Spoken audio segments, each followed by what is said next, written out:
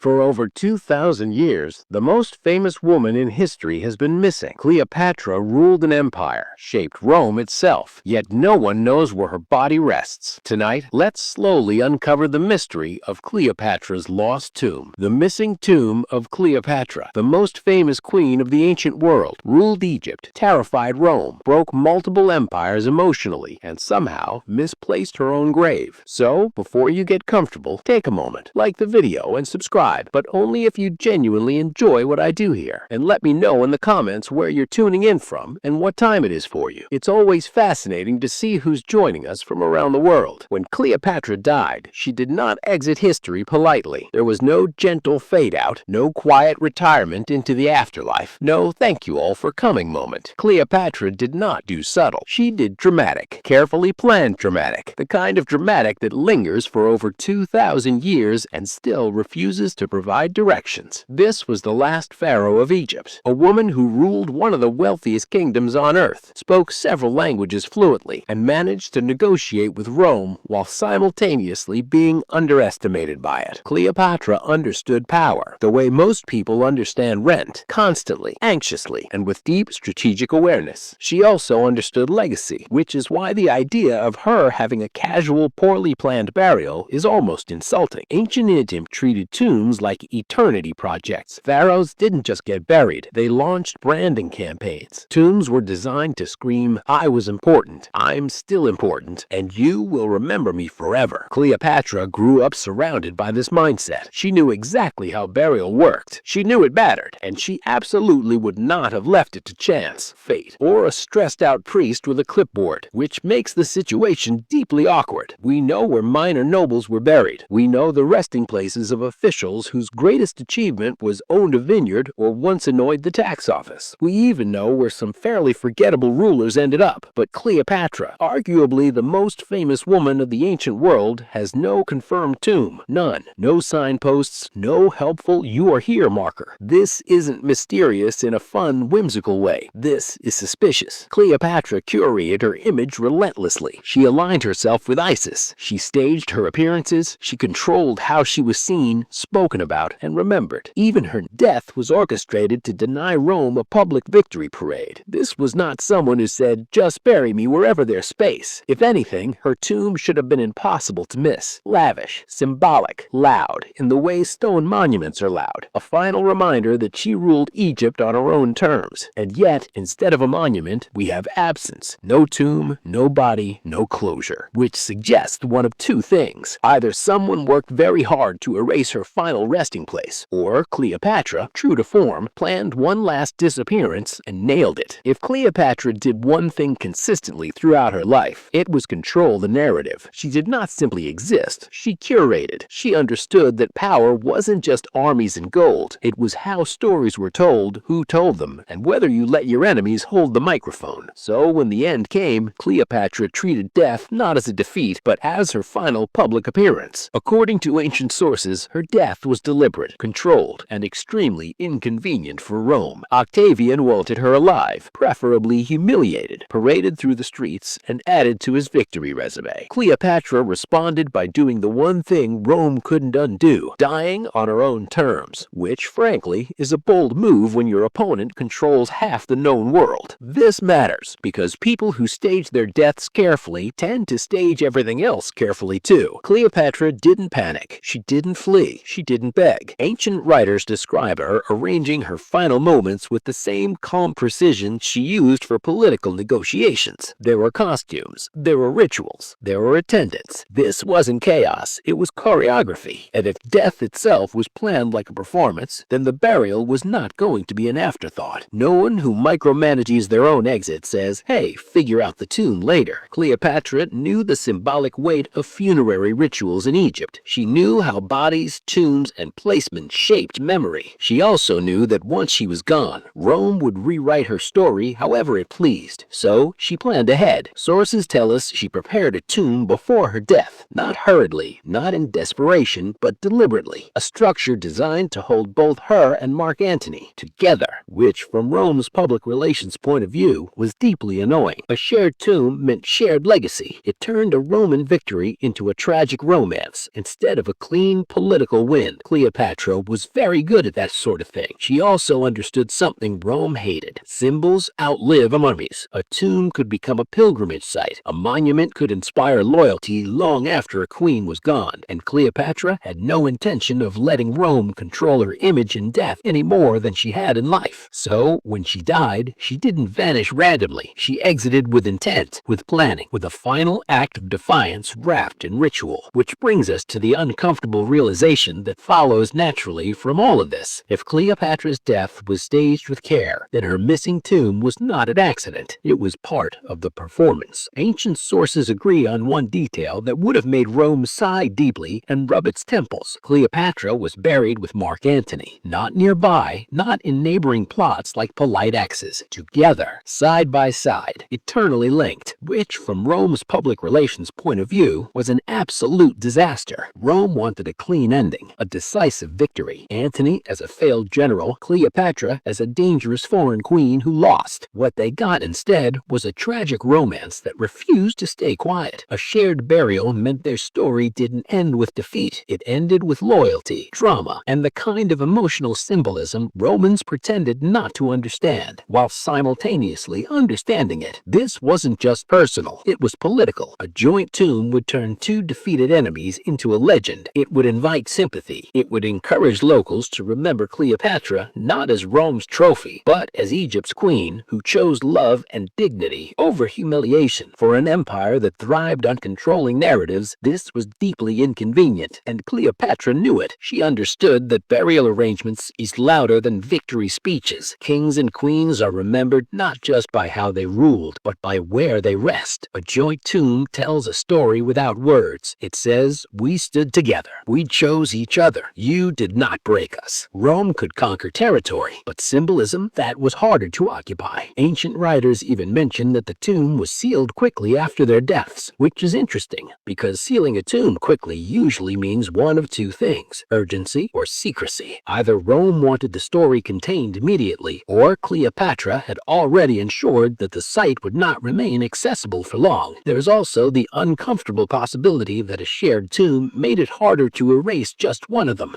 Destroy Antony's memory, and Cleopatra's remains would still be there. Erase Cleopatra, and Antony's presence would linger. Together, they became a problem that couldn't be neatly separated, which raises an obvious question. If Rome disliked the symbolism of their shared burial so much, why let it stand at all? The answer may be that they didn't, at least not for long. A tomb honoring both Antony and Cleopatra would have been too powerful to ignore, too visible, too emotionally charged, and Rome was very good at making uncomfortable things quietly disappear. So if the tomb was sealed, then hidden, then forgotten, that wasn't neglect, that was strategy. And once again, Cleopatra's final move may have been to bind her legacy so tightly to Antony's that removing one meant losing control of both. Rome hated that, which usually means it worked. Cleopatra's tomb was never meant to be just a place where bones politely waited for eternity. In ancient Egypt, tombs were statements, political ones, religious ones, sometimes personal ones, but almost always loaded with meaning.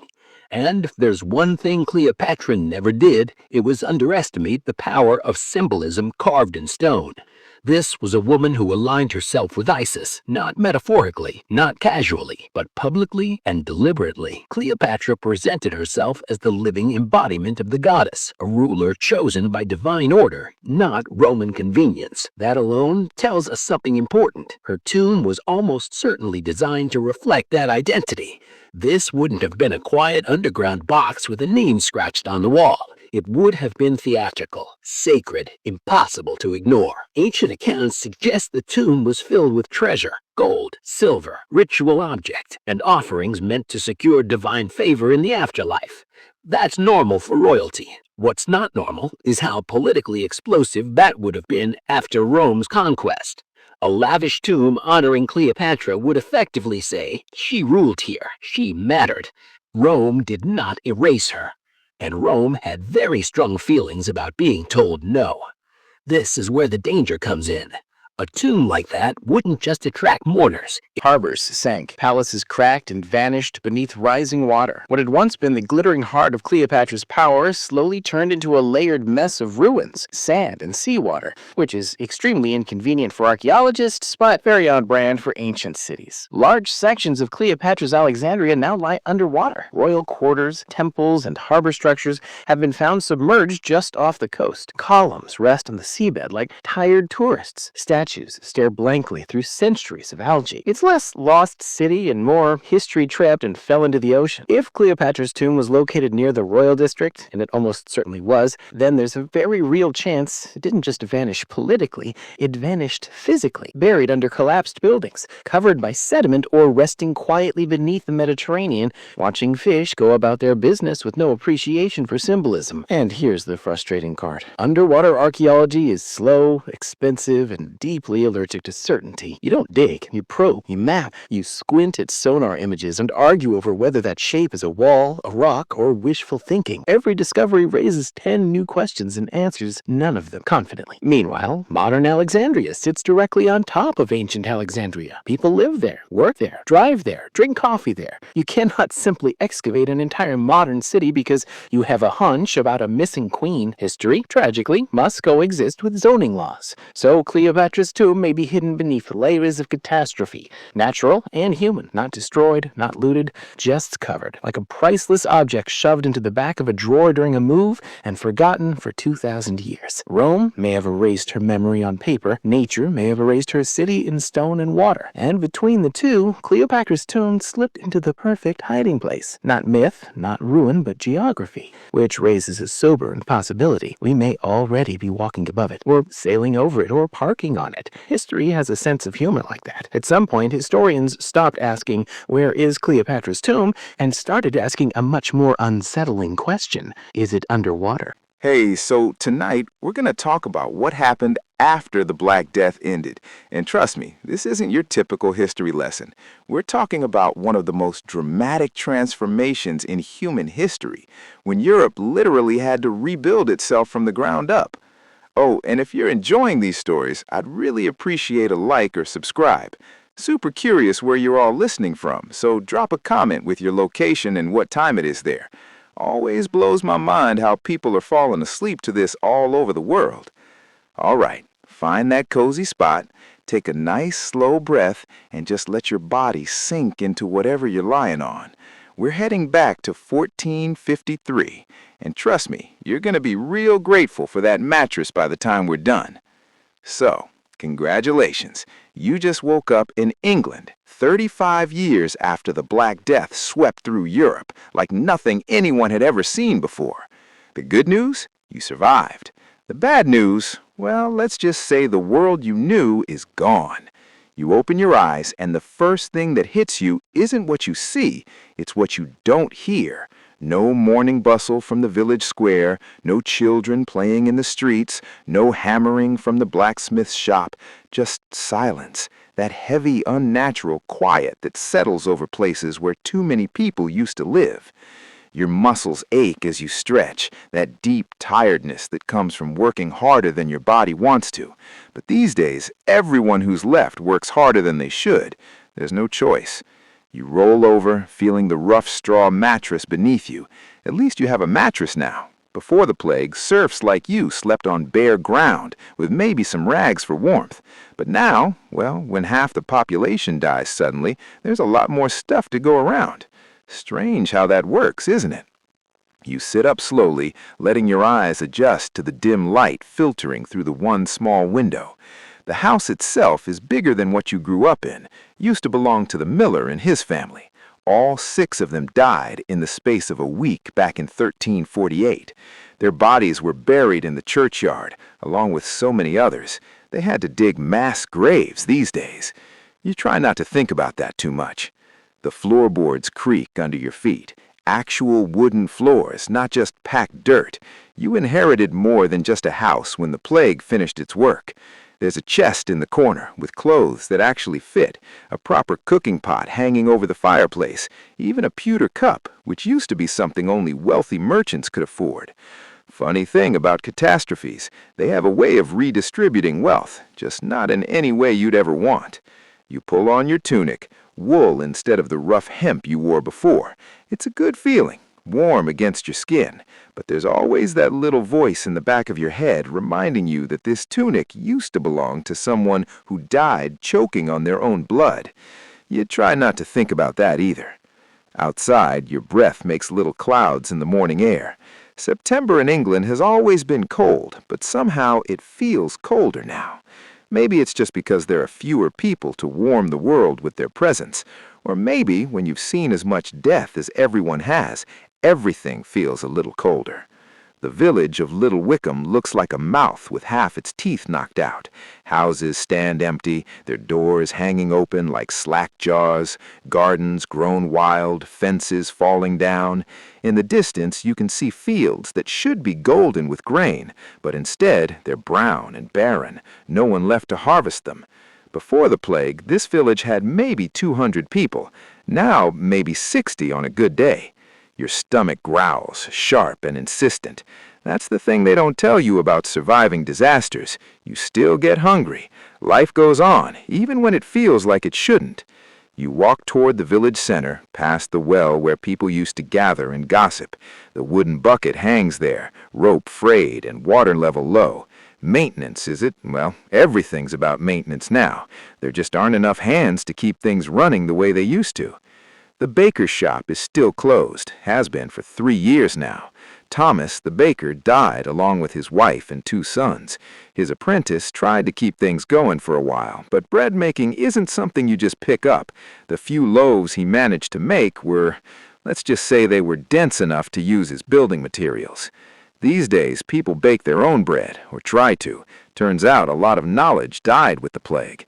All those little skills that people passed down from parent to child. Gone, just gone.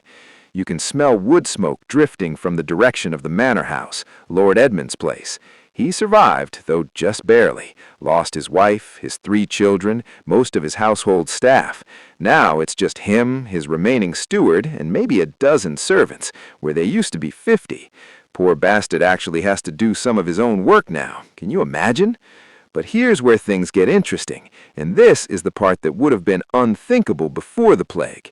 You're not going to bow and scrape when you see him. You're not going to tug your forelock and mumble, "Yes, my lord," and "No, my lord," like your father did, because Lord Edmund needs you more than you need him.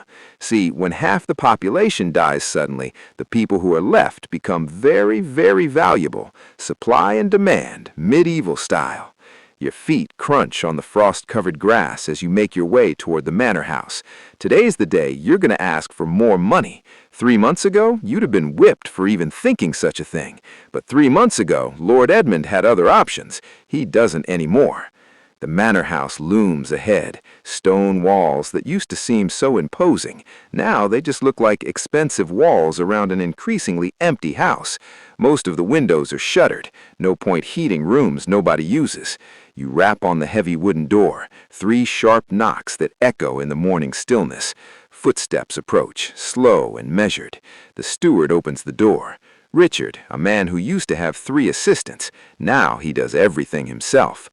"Morning, Thomas," he says. His voice carries that particular weariness that everyone has now, the exhaustion of people trying to do too much with too little. "Morning, Richard. Need to speak with his lordship." Richard raises an eyebrow. Before the plague, peasants didn't just demand audiences with lords, but these aren't before the plague times. "He's in the solar. I'll let him know you're here." You wait in the great hall, and even here you can see how much has changed. The tapestries are dusty. There's no one left to maintain them properly. The long tables where dozens of people used to eat, most of them pushed against the walls and covered with cloth. Lord Edmund appears at the top of the stairs. He's smaller than you remember, thinner. The plague didn't kill him, but it aged him 20 years in 5 years. His clothes are fine, but they hang loose on his frame. Even the rich don't eat as well as they used to. "Thomas," he says, coming down the stairs with careful dignity, "Richard says you wanted to speak with me." "Aye, my lord, about my wages." The words hang in the air between you. A year ago, hell, 6 months ago, this conversation would have ended with you in the stocks, but the old Lord Edmund had 50 workers to choose from. This Lord Edmund has you and maybe 5 others.